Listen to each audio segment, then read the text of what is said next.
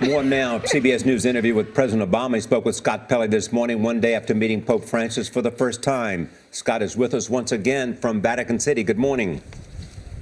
Morning, Charlie. The president acknowledged that he has differences with Pope Francis, particularly over things like contraception and same-sex marriage. But he said that he spent most of their almost 1 hour meeting talking about things that they had in common, in particular, income disparity and the Pope's message of helping lift the poor all around the world.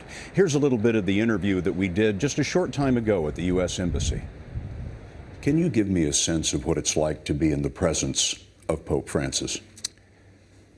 Well, he's a wonderful man.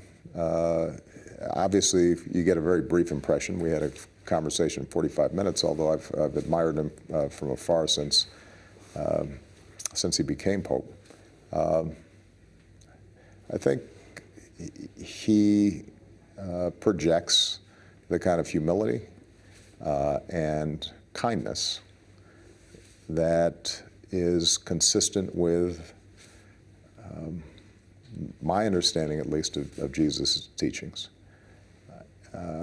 He seems to have a good sense of humor. I think that his simplicity and his belief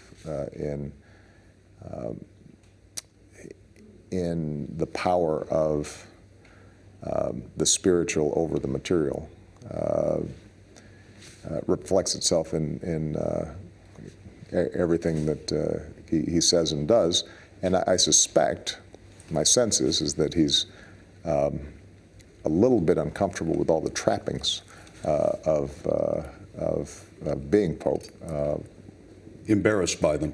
Well, that's not his style, and that is part of why I think he has been so embraced around the world, because people get a sense that first and foremost he sees himself as a priest and as a disciple of Christ and as somebody who is concerned with the least of these, and nothing's more powerful than someone who seems to